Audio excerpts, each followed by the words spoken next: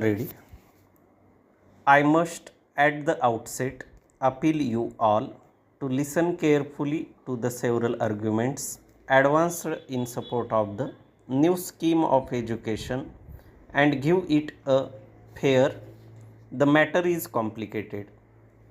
It is unfortunate that small matters should have become so complicated.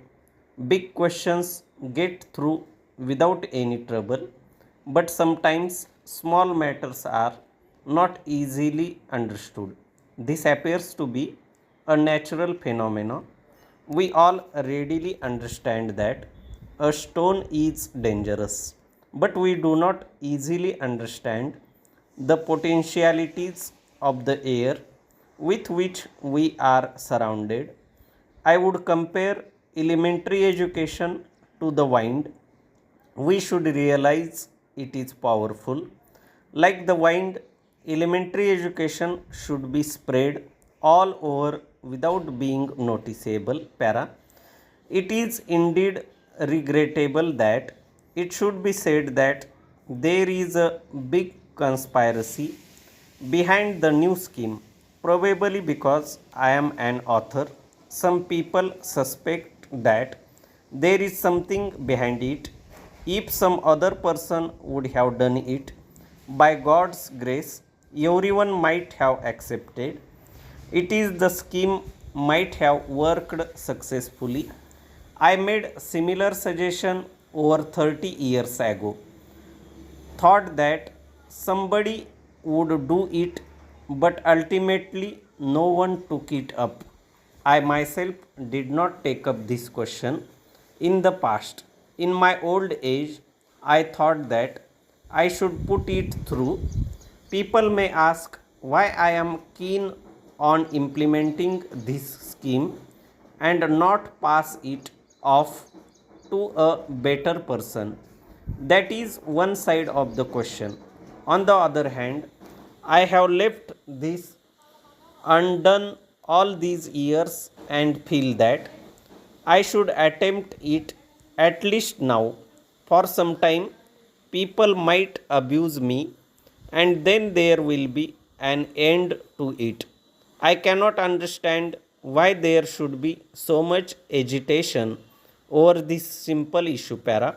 There have been many occasions in the history of this country when several changes have taken place in the field of education and no one has protested.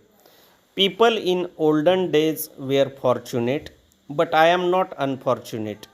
Because for the small change I am introducing, there is so much protest. To my mind, the confusion that is created in the minds of the people and the mistake notion that education gets employment is the cause of what I call the disease.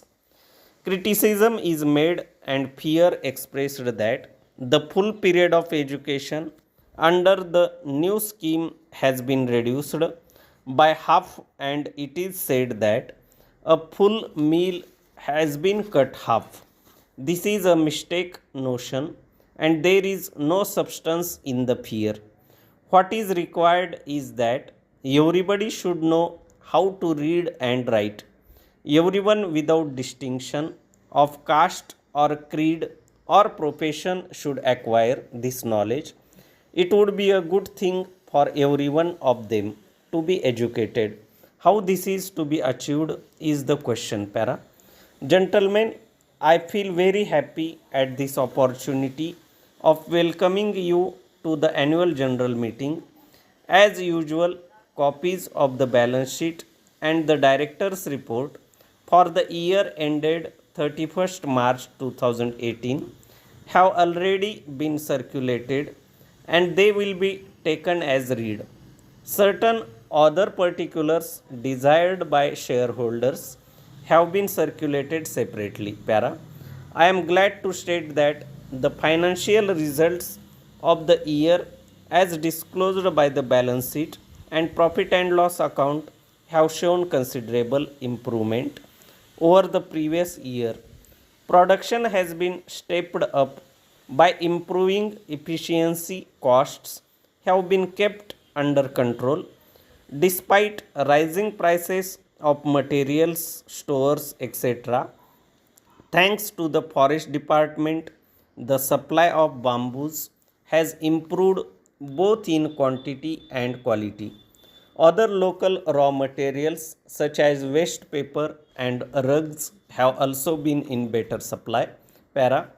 It is, however, disappointing to mention that rail transport difficulties have become very acute laterally, particularly for the last 4 months. All essential supplies, including coal, have been badly held up at dispatching centers. Receipts have been too short and stocks having depleted rapidly. Should the situation continue, it is feared that production must be suspended shortly. The seriousness of the position has been brought to the notice of all authorities concerned, and it is anticipated that relief would be forthcoming very soon by way of better allotment of wagons for transport not only of current requirements but also to make up arrears left behind, hoping of course that the threatened railway strike will not materialize in the interval. Para. Going back to the year that has ended, our main regret has been that our capacity to meet the rapidly increasing demand for finished paper has been too limited, and there has been growing disappointment among many valued customers. To meet complaints of scarcity in the market, arrangements have been made for supplies direct from the mills to all of concerned.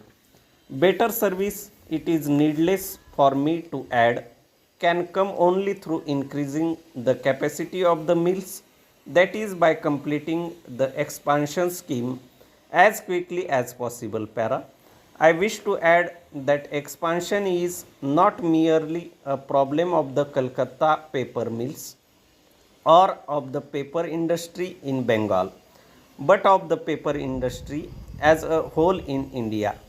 Expansion of existing mills, completion of mills under construction, and starting of new mills consistent with natural facilities are problems of immediate urgency. Well considered schemes are neither wanting nor are difficult to obtain. Lack of capital has been the main obstacle. Our scheme has been delayed for 3 years or more already for want of necessary funds. Private capital, whatever be the reason, continues to be shy. The inertia can be overcome only by government aid from the state as well as the center.